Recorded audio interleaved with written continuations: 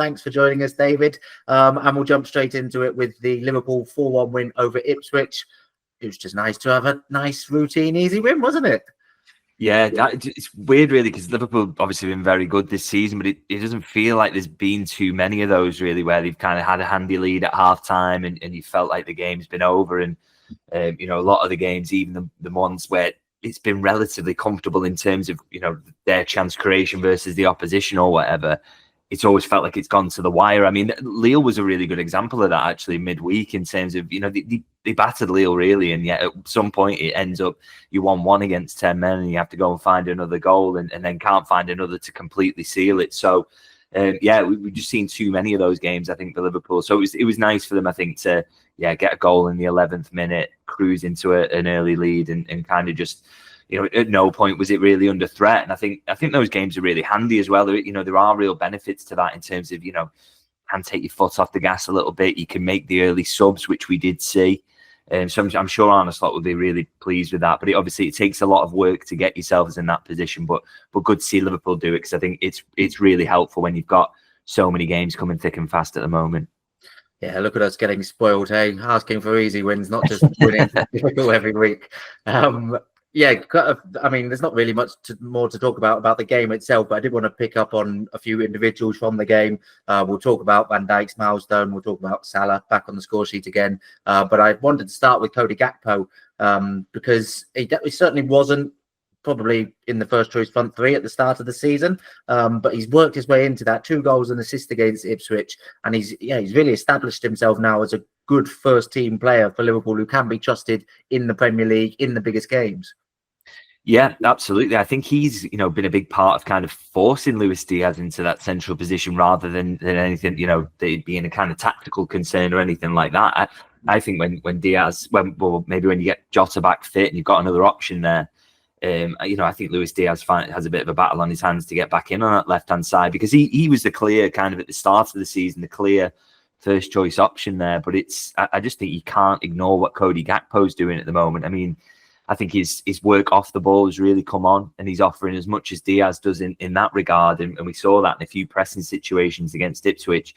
But then on top of that, he's consistently scoring, consistently setting up goals. He's just got everything you want. And I think one thing he has got over Diaz as well is that physical profile. I mean, he's absolutely massive. He's a huge aerial threat. So, to have your winger coming in on the opposite side and be someone who can beat the fullback in the air and score goals, it is a really helpful tool to have. And, when you've got Salah swinging him in from that side, Gakpo's got that little trademark cross himself as well. It's a real, it's a big tool for Liverpool, that. So, yeah, he's just offering an awful lot at the moment. And I think it's 14 goals in 32 appearances this season, which is a really, really good rate and much higher than he's been at throughout his Liverpool career so far. So Arne Slot absolutely getting the best out of him, but also, huge credit to the player himself as well, because he's playing really well. And I think he's undroppable on that left-hand side at the moment. Yeah, 14 goals is a very tidy return, isn't he? Weighing in, obviously, Salah stealing all the headlines. On which note, Salah does steal the headlines, be wax lyrical about it most weeks here as well, and obviously Liverpool fans do. One player we probably should give more consistent praise to rather than waiting for these milestones is Van Dijk, but he's just that sort of maybe almost taken for granted how good he is, that colossus at the back. You'll know this as well as anyone, but I think everyone knows he's a great player, but until you actually see him live, you don't realise how much he's doing. As soon as he releases the ball, he's shouting at someone 20 yards over the other side of the pitch to pull in a bit or go out. He's dictating every sort of element of play, telling people where they need to go.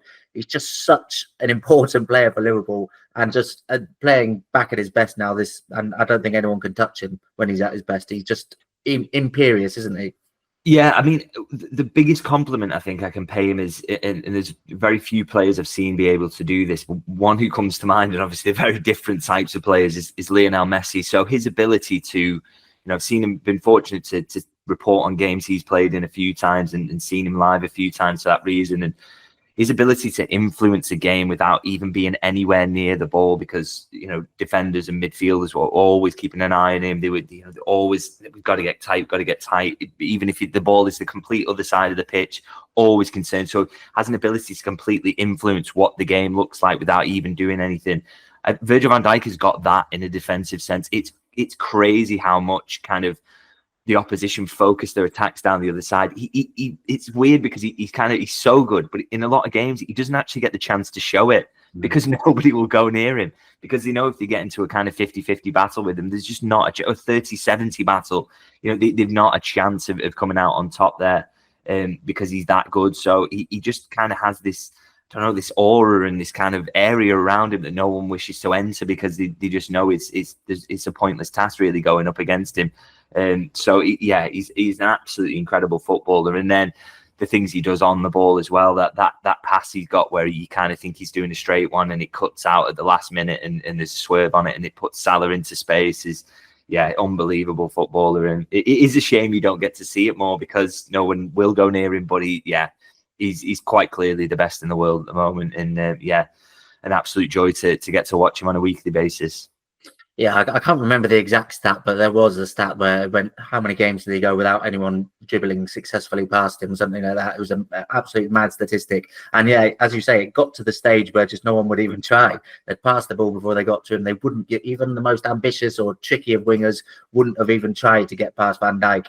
And obviously he had his injury. Players tried their luck. Some got a bit of joy against him at times for, a year or so afterwards. But now he's back to that best where, as you say, the aura around him, attackers don't even just bother trying now. And to have that sort of a big area of the pitch in defence where players will think twice about even going, attacking players, is just an unbelievable benefit. I mean, for me, he's already a Liverpool all-time great, 300 appearances for the club.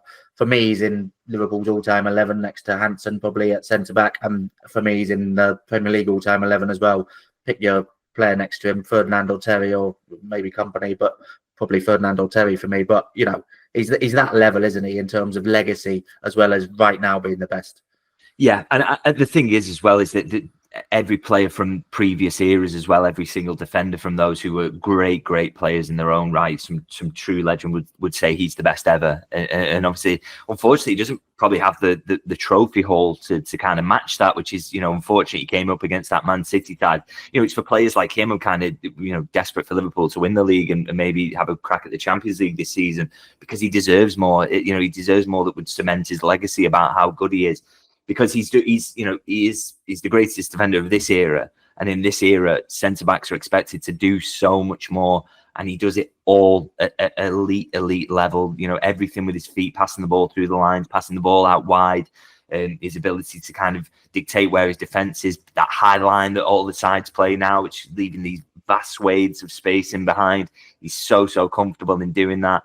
You cannot beat him in the air. You can't beat him on the ground. I've seen so many times you're talking about wingers or forwards going one-on-one with him, and I burst out laughing because they've turned back in a 1v1 situation. They've got a centre half stood up, and the opportunity there in any other game, in any other team, you would think what an opportunity this is, and they don't do it because they just know there's no chance of getting a shot off.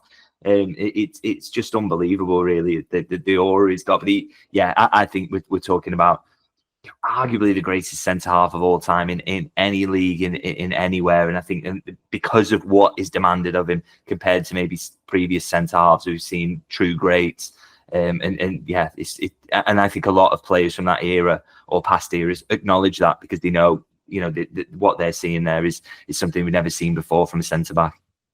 Yeah, I was actually trying to think in my lifetime who have been the best centre backs, and names come up like Puyol, Ramos, PK probably, and some of those Premier League ones we mentioned earlier.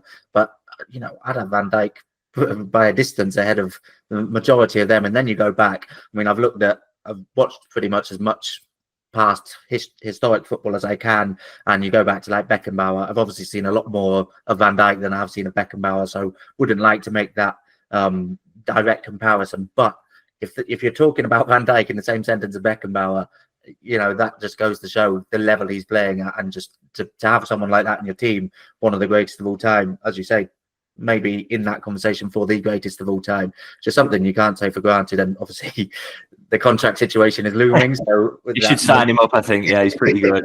But it's just it's ridiculous, isn't it, that level he's at? Yeah, it is. It's crazy. And like say, some of the names we're throwing out there is ridiculous. And I think some of the more recent ones as well, who people would say, oh, no, John Terry was better or Rio Ferdinand was better. That's why they won X amount of leagues and Champions Leagues or whatever. But you don't have to go that far to find kind of, and I don't really like this kind of thing on social media, but these compilations of errors or whatever, I think, you're really doing down some absolutely brilliant players, and every player has an off day. But it's so hard to do that about Van Dijk, because there are literally a handful of errors from the last decade or so of him playing at this level. It's insane, the level of consistency, really, and plus everything else he brings to the table is, I just think it's not really a debate in terms of his greatness, because he's doing so much more than any other centre half has, and all of it at the kind of top level. And when we talk about the sort of individual awards, obviously he's come second in the Ballon d'Or before. Salah, with his numbers, has to be the front runner for the individual award, certainly domestically. If Liverpool go and do something in the Champions League, then certainly he should be in the conversation for Ballon d'Or. But Van Dijk deserves to be in that conversation as well, doesn't he?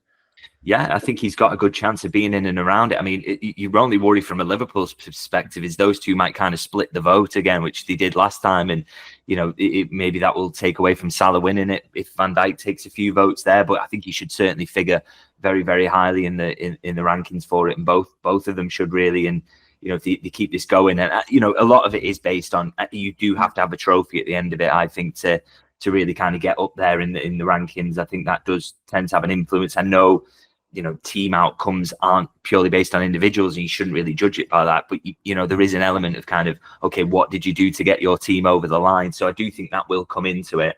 But if Liverpool do win a trophy, and that, I think they've got a great chance, obviously, in the Premier League and in the Champions League, if they can go really deep in that, then both those two should be right up there in terms of the Ballon d'Or voting.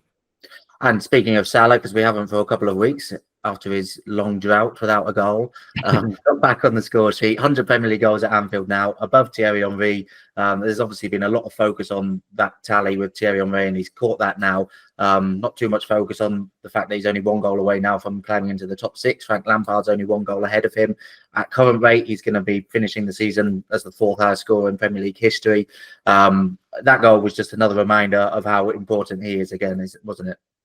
Yeah, because it's seen some absolutely ridiculous kind of stuff said about what he's like after January and all these kind of things. And it's just total nonsense. I think he's had a couple of dips in his Liverpool career, and both of them have come after AFCONs, actually. The one where Egypt lost the final, Sadio Mane. I felt Mane came back and kind of exploded after that and played a lot better than he had been doing before he went. And Salah maybe wasn't quite as good when he came back. But I think so much of it's down to fatigue. And again, last season, what happened was not necessarily fatigue, because he barely played at the tournament, but the injury picked up seemed to have kind of a lasting effect on him.